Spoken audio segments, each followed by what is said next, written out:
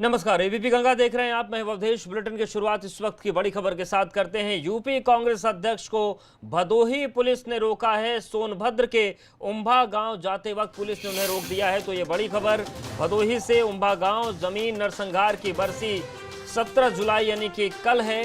जिला प्रशासन पूरी तरह से सतर्क है। उम्भा गांव पूरी तरीके से सील कर दिया गया है और भारी पुलिस बल और पीएसी तैनात है। कांग्रेस के प्रदेश अध्यक्ष अजय कुमार लल्लू का वहां पर उनको पहुंचना था, लेकिन भदोही में उनको पुलिस ने रोक दिया है। परिवार से मिलने वाले थे। स्थानीय प्रशासन ने उम्भा जाने की अनुमति नहीं दी है। पुलिस ने कार्यकर्ताओं को पत्र देकर न जाने की सलाह दी थी।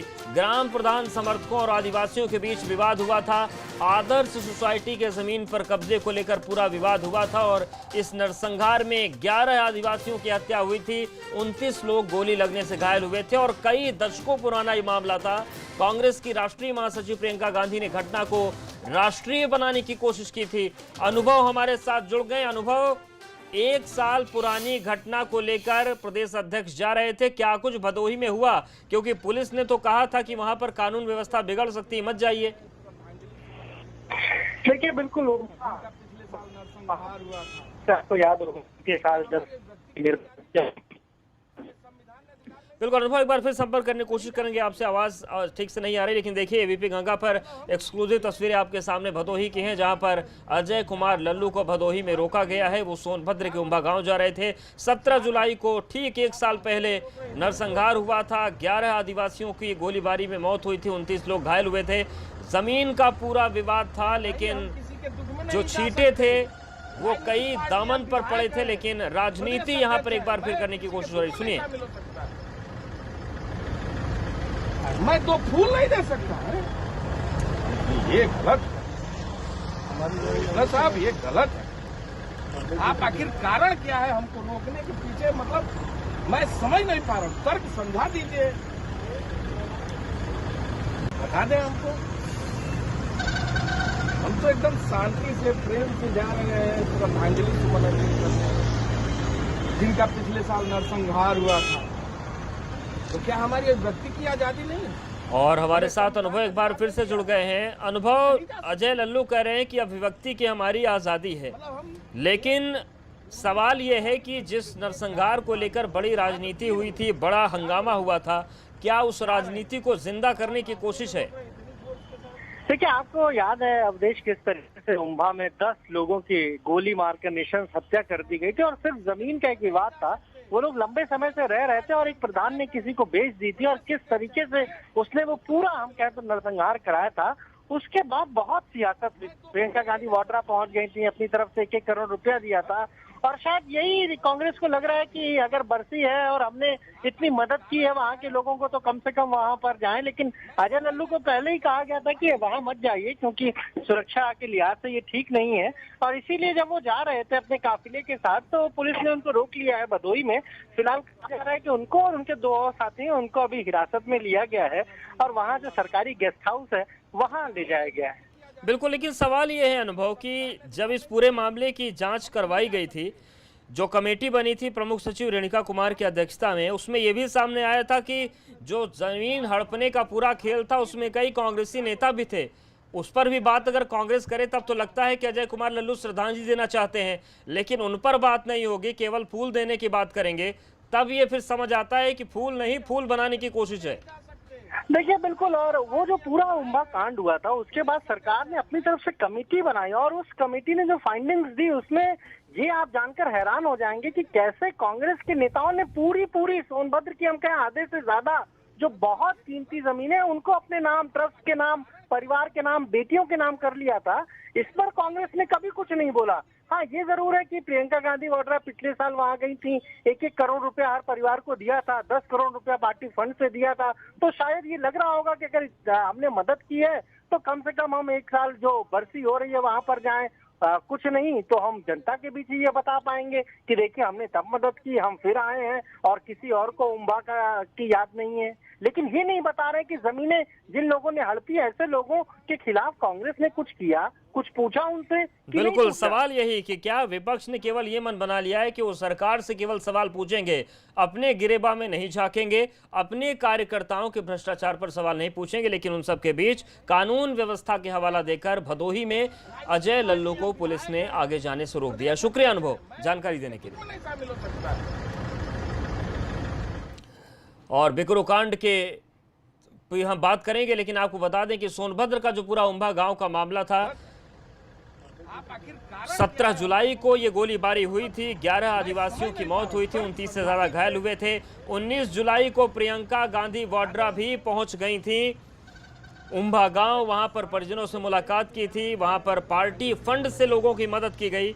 लेकिन सवाल यह है कि सरकारी जमीन कब्जाने के खेल में जो बड़े बड़े नेताओं के नाम भी आए थे, उसमें कांग्रेस के नेता भी थे, अन्य दलों की सहभागिता दिखी। क्या उस पर बीते 1 साल में बात करने की जरूरत महसूस कांग्रेस को नहीं हुई? लेकिन अब उस बरसी पर जाकर एक बार फिर चीजें अगर भड़की तो क्या स्थिति बनेगी, ये सवाल है। हालांकि सवाल प्रशासन पर भी है कि कानून व्यवस्था को लेकर इतनी बड़ी चूक कैसे हुई थी। लेकिन भदोही में हिरासत में ले लिए गए हैं यूपी कांग्रेस अध्यक्ष, पुलिस ने रोका, वो मान नहीं रहे थे। आपने देखा कैसे वो तर्क वितर्क कर रहे थे। उनका कहना था कि हम 2 फूल तो चढ़ा ही सकते हैं, हमें तर्क आप दीजिए। जब समझाने पर नहीं माने तब अजय लल्लू को भदोही में हिरासत में ले लिया गया है। सोनभद्र के उम्भा गांव जाने की कोशिश कर रहे थे। 17 जुलाई को जिस तरीके से एक बड़ा गोलीकांड हुआ था, नरसंहार हुआ था, वहां पर उनका तर्क था कि हम श्रद्धांजलि देने जा रहे हैं। और रोहित हमारे साथ जुड़ गए हैं। रोहित, क्या अपडेट है? हेलो जी, क्या जानकारी है, क्या नया अपडेट मिल रहा है इस मामले में?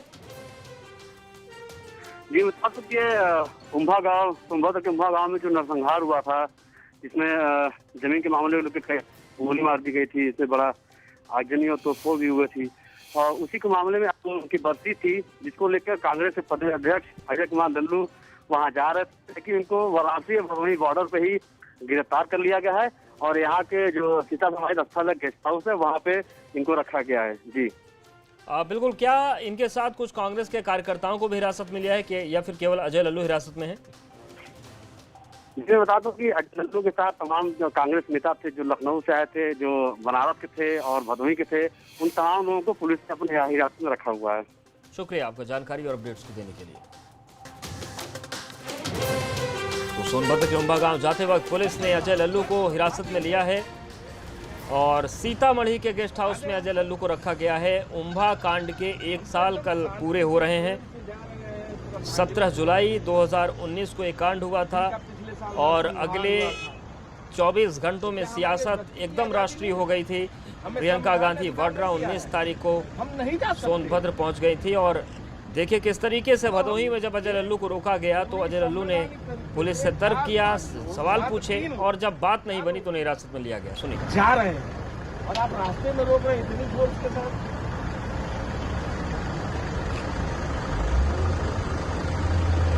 भाई हम किसी के दुख में नहीं जा सकते। राजनीतिक पार्टी, हम विधायक हैं, प्रदेश अध्यक्ष हैं, मैं किसी के दुख में नहीं शामिल हो सकता।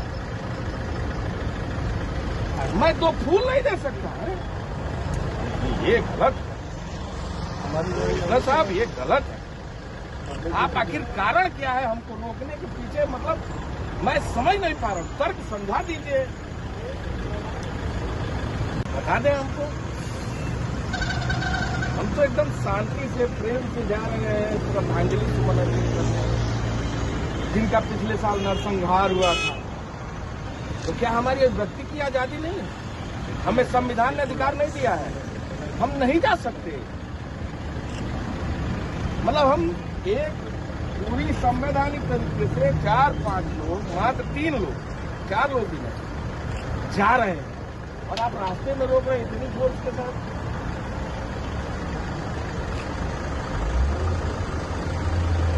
भाई हम किसी के दुख में नहीं जा सकते।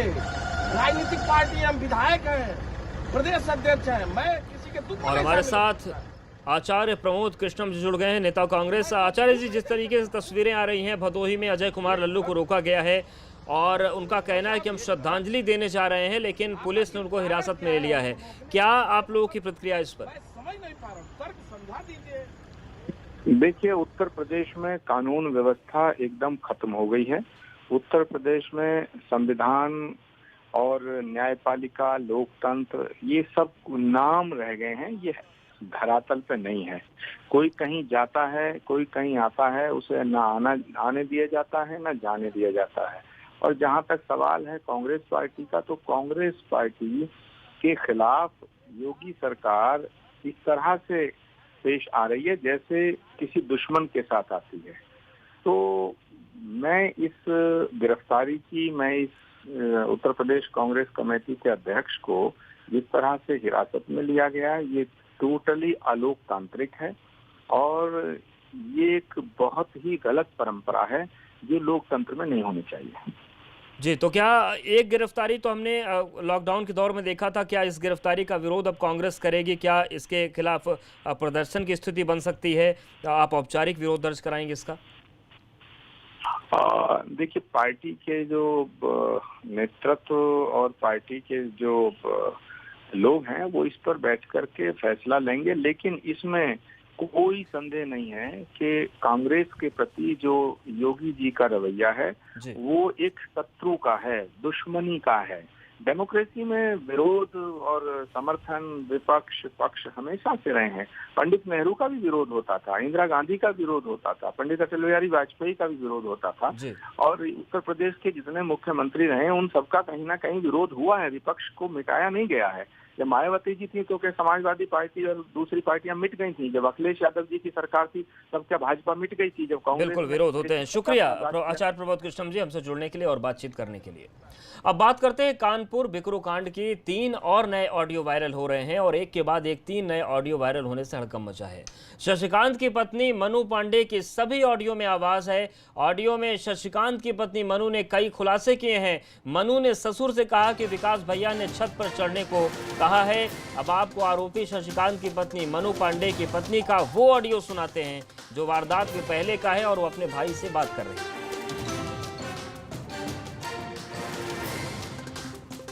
हेलो, हाँ भाई, बउआ भैया कर रहे थे फोन हमें लग रहा अपना ले गए कि नहीं ले गए। प्रभात की छत पे है। सुनो ये हाँ, तुम कहाँ हो? हम तो छठी पे बैठे तभी तो हम आंटी पे बैठे थे। हाँ वही है, ठीक है, वही कर रहे थे फोन। ठीक है, वो कहाँ पर? वो प्रभात, अरे इनकी गोपाल की छत पे है। ठीक है, ठीक है।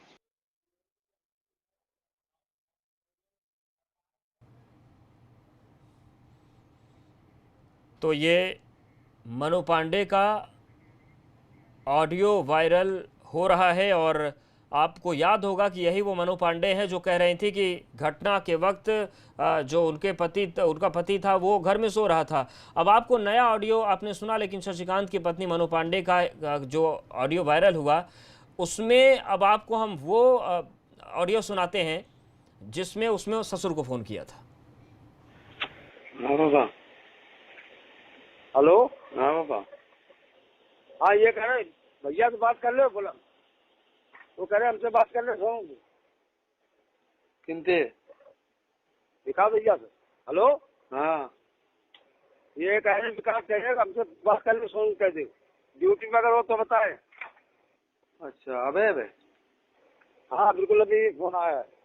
अच्छा, बात कर रहे, बात कर ले, बात कर रहे।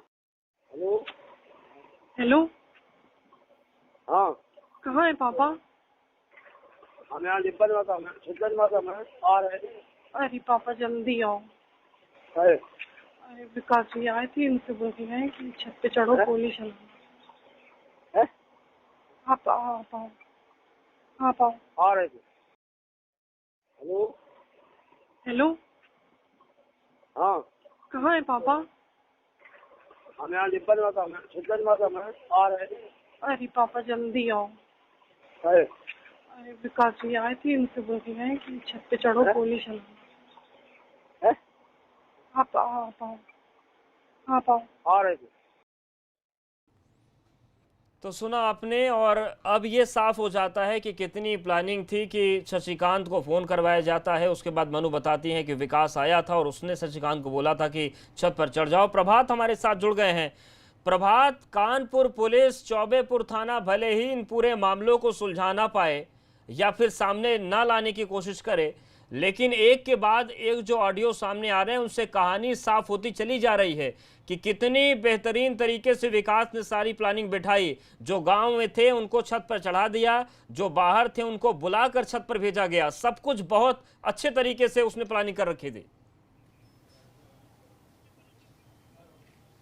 जी बिल्कुल, आपको बताना चाहूँगा कि जिस तरह से एबीपी गंगा लगातार बता रहा था कि छतों से फायरिंग की गई है, जो विकास के गुर्गे हैं वो लगातार छतों पर तैनात थे। और यही नहीं कि विकास को दबिश से पहले पूरी जानकारी मिल जाती है और विकास को तैयारी करने का पूरा टाइम मिलता है। तो इस पूरी जो खबर एबीपी गंगा दिखा रहा था उस पर कहीं ना कहीं ये जो ऑडियो सामने आ रहे हैं वो पुष्टि करते हैं और कहीं ना कहीं ये तय कर देते हैं कि जो घटनाक्रम था वो सत्य था। क्योंकि जिस तरह से जो मनु का ऑडियो आया उसका कहना है कि विकास भैया आए थे यहाँ पर और कह रहे थे कि छत पर चढ़ो और गोली चलाओ। एक ऑडियो में ये आ रहा है। दूसरे ऑडियो में वो अपने जो ससुर हैं जिनका एनकाउंटर में मार गिराया गया है उनसे बात कर रही है और कह रही है कि पापा जल्दी से आ जाओ और यहाँ पर ऐसा ऐसा कांड हो रहा है। तो एक ऑडियो ये भी है कि कौन किसकी छत पर मौजूद है ये भी वो बता रही है। यानी कि पूरी जो तैयारी थी वो पहले से ही थी और जैसे ही विकास को जानकारी मिलती है कि पुलिस की टीम जो है वो दबिश डालने जा रही है, लिहाजा वो अपने जो गाँव के उसके जो गुर्गे थे और जो आसपास के लोग थे उनको मुस्तैद कर देता है, सबको फ़ोन करके जानकारी देता है। यही नहीं, जो जेसीबी लगाई जाती है वो शशिकांत के जो पिता हैं प्रेम प्रकाश जिनका एनकाउंटर मारे गए हैं उनके द्वारा लगवाई जाती है। यानी वो जो दूसरी जगह पर थे और जो ऑडियो से पता भी चल रहा है कि वो दूसरी जगह से जल्द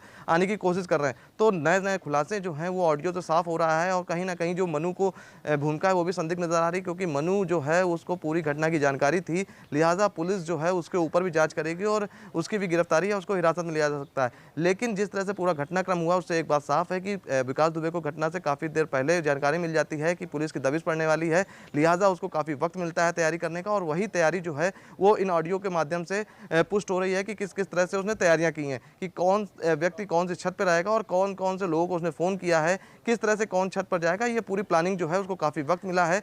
तो इससे साफ होता है कि पुलिस के द्वारा जो सूचना देने की बात कही जा रही है वो पुष्ट है और उसको काफ़ी समय पहले ही पता चल जाता है कि यहाँ पर दबिश डलने वाली है। जी बिल्कुल, बने रहिए प्रभात हमारे साथ आप। तो ये हम तस्वीरें आपको दिखा रहे हैं, ऑडियो जो वायरल हो रहे हैं वो आपको दिखा रहे हैं। भैया आपको वारदात से पहले के ऑडियो क्लिप हमने सुनाए, अब आपको वारदात के बाद के ऑडियो सुनाते हैं जिससे साफ हो जाएगा कि वारदात के बाद किस तरह सबूतों को चबाने का खेल खेला गया।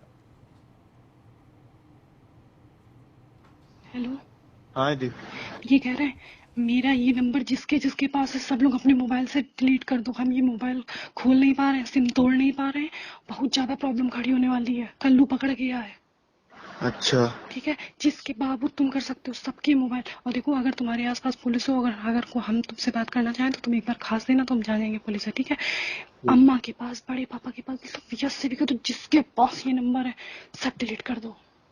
ठीक, हम करवा दे रहे हैं। क्योंकि हम ये मोबाइल नहीं खोल पा रहे हैं पागल, हम जमीन में गाड़ने जा रहे हैं मोबाइल। आप हमारी बात भी नहीं हो पाएगी, समझ में आ गई? ठीक ठीक ठीक ठीक, और बस इसको तुम मतलब सबके अपने मोबाइल से बिल्कुल डिलीट कर दो, याद कर लो मन में लेकिन डिलीट कर दो। ठीक है, और मेरी बात सुनो, हाँ नाम नहीं लेंगे लेकिन जो भी है जैसा भी है अपनी जगह पे है। ठीक है, हमको पता है। ठीक है ठीक है बाबू, सब मोबाइल डिलीट कर दो, मतलब मेरा नंबर सब डिलीट कर दो। जीजू का 8858 वाला खाली रखना क्योंकि वही पुलिस को हमने बताया है। सिम तोड़ के हम चबा गए। ठीक है, चलो हम ले गए। Bye bye bye bye. Hello, हाँ जी, ये कह रहे हैं मेरा ये नंबर जिसके पास है सब लोग अपने मोबाइल से। घटना वाले दिन का आपका एक ऑडियो वायरल हो रहा है जिसमें आप किसी को कुछ घटना बता रही हैं, ये क्या आपने बात उसी दिन हम बहुत डर गए थे, मेरे आंगन में भी डेड बॉडी डाल दी गई थी और यहाँ पे भी गोलियों की आवाज से जानी है। तो हमने कहा, तो हमने उन्हीं के भाई की वाइफ को फोन किया था कि भाभी इन सब लोगों ने, यही मोहल्ले के सब लोगों ने मार के डाला है, विकास दुबे ने मार के डाला। उनकी आवाज कौन नहीं जानता, विकास दुबे की आवाज हम जान गए थे। हमने कहा उनको मार के डाला हुआ है, अब हम क्या करें भाभी, हम कहाँ जाएं, हम यही उनसे कह रहे थे। उन्हीं की वाइफ से, तो उन्होंने बस ये कहा कि सिम हटा के फेंक दो। हम मोबाइल भी अपना स्विच ऑफ नहीं कर पाए, इसीलिए मेरा मोबाइल पकड़ गया था हमको, क्योंकि हम कभी अभी नया एंड्रॉइड फ़ोन हमने चलाना सीखा था, तो हम मोबाइल भी अपना नहीं स्विच ऑफ कर, मोबाइल छुपा दिया था। लेकिन जब सीओ साहब ने हमसे मांगा हमने तुरंत उनको मोबाइल दे दिया। तो उन्होंने क्या कहा था, क्यों कहा था वो? क्या चीज? किसने कहा था मोबाइल बंद करने के, किसने कहा था? उनकी वाइफ ने बोला था कि मोबाइल बंद कर दो। किसकी वाइफ? विकास दुबे के जो भाई हैं उनकी वाइफ ने। हम तो कभी इस माहौल में रहे नहीं, तो हम घबरा के सीधे उनको फोन किए कि विकास दुबे ये कर चुके हैं, अब क्या करें बताओ। ये विकास दुबे की वाइफ की आवाज है? ना, उनके भाई की बीवी की आवाज है। उन्हीं से हमने जल्दी से फोन पे बात की, उनका नंबर मेरे पास था। अच्छा, उनको आपने घटना की जानकारी दी? हाँ, अमर दुबे को तो मेरी मम्मी ने देखा था यहाँ पे सुना था, वो लोग बोले थे अमर भैया न मारो। विकास दुबे की आवाज हमने सुनी थी। भैया 1 साल में इस विकास दुबे के पीछे हम लोग की जिंदगी नर्क हो गई।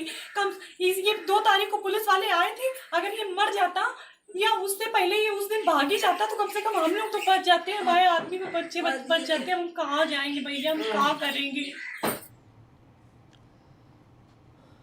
तो गैंगस्टर विकास दुबे पर ये पूरी तस्वीरें जो साफ हो रही है। प्रभात हमारे साथ लगातार बने हुए हैं।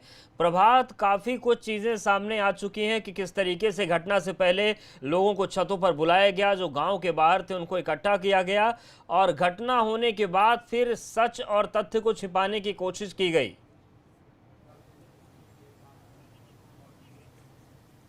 जी बिल्कुल, जो ऑडियो हैं और जो चीज़ें निकलकर सामने आ रही पुलिस जांच में, उसमें साफ है कि लगातार जो कयास लगाए जा रहे थे उस पर मोहर लगती जा रही है कि किस तरह से जो मनु है इसने काफ़ी पुलिस को गुमराह करने का काम किया है। जैसे कि ऑडियो वायरल हुआ, जब इसके बारे में पूछा गया कि तुमने विकास दुबे की जो बहू है उससे बात करी है, और वो पूरा ऑडियो सामने आया है, तो उसका कहना है कि वो डर गई थी और उसने पूरी घटना की जानकारी दी थी। लेकिन उसके बाद जो ऑडियो सामने आया उसमें पता है, उसमें साफ समझ में आ रहा है कि इसको पूरी घटना की जानकारी थी, कौन सा व्यक्ति किस छत में मौजूद था ये भी उसको जानकारी थी। यही नहीं, उसने ये भी एक ऑडियो में कहा है जब वो अपने ससुर से बात कर रही कि विकास भैया आए थे और उन्होंने कहा था छत पे चढ़ो गोली चलाओ। तो इस तरह की जो बातें हैं, यानी मनु जो है उसको पूरी घटना की जानकारी थी और बावजूद उसके वो पूरी घटना जो है उसको छिपा रही थी। यही नहीं, कल एक वीडियो अभी जो सुनाया गया है एबीपी गंगा के दर्शकों को, उसमें साफ कह रही है कि मेरा नंबर जो है उसको डिलीट कर दो, क्योंकि एक सिम तो हम चबा गए हैं, दूसरा ये जो मोबाइल है इसका सिम नहीं निकाल पा रहे हैं, उसको जमीन में गाड़ने वाले हैं। यानी सबूतों को छिपाने की कोशिश की गई थी लगातार। गैंगस्टर विकास दुबे पर एक और बड़ी खबर है। खूंखार अपराधी होने पर भी कार्रवाई नहीं होती थी। थाने में न तो वो मोस्ट वांटेड था, न ही भूमाफिया घोषित किया गया था। कानपुर की भूमाफिया लिस्ट में 72 नाम है और विकास का उसमें नाम नहीं है। बड़ा सवाल यह है कि जब मोस्ट वांटेड नहीं तो कार्रवाई आखिर कैसे होती। और सवाल प्रभात ये भी है कि क्या चौबेपुर थाना अध्यक्ष के बस की केवल बात थी कि विकास को मोस्ट वांटेड लिस्ट से भी बचा लीजिए, भूमाफिया वाली लिस्ट से भी बचा लीजिए। बड़े अधिकारी, बड़े नेता और सफेद पेशों के बिना तो ये संभव ही नहीं है। और संतोष हमारे साथ जुड़ गए। संतोष, सवाल यही है कि क्या ये केवल चौबेपुर थाना अध्यक्ष के बस का है कि वो सारी लिस्ट से विकास दुबे को बचा ले? बिना बड़े अधिकारियों के, नेताओं के और सफेद पोशों के बिना कैसे संभव है ये सब? देखिए, विकास दुबे का ना थाने के गैंगस्टर में शामिल होना, ना ही जिले की कानपुर जिला प्रशासन के द्वारा भूमाफिया की लिस्ट में शामिल होना, ये बता रहा है कि न सिर्फ पुलिस बल्कि प्रशासन के लोग भी विकास दुबे के नाम पर आंखें मूंद लेते थे। जिस तरीके से कानपुर के भूमाफियाओं की जो सूची जारी हुई उसमें विकास दुबे का नाम नहीं है। और सबसे बड़ी बात कि विकास दुबे के ऊपर जो बताया गया कि इलाके में आतंक था और 200 बीघा जमीन कब्जा कर रखी थी, ग्राम समाज की जमीन कब्जा कर रखी थी, तो अब इस पर विस्तृत जांच की जरूरत है। लेकिन इसका जरूर है कि विस्तृत जांच के बाद जो दोषी अधिकारी होंगे उन पर कार्रवाई होगी। लेकिन शुरुआती जांच में अभी तक कानपुर जिला प्रशासन के द्वारा विकास दुबे को भूमाफिया चिन्हित न किया जाना अब कम से कम जिला प्रशासन की भूमिका पर बिल्कुल पुलिस के साथ ही साथ अब जिला प्रशासन भी सवालों के घेरे में। शुक्रिया संतोष आपका, और प्रभात आपका भी शुक्रिया जानकारी और अपडेट्स को देने के लिए। तो ये इस वक्त की बड़ी खबर, बड़ा अपडेट कि थाने में न तो मोस्ट वांटेड था, न ही भूमाफिया उसको घोषित किया गया था। सवाल यही कि क्या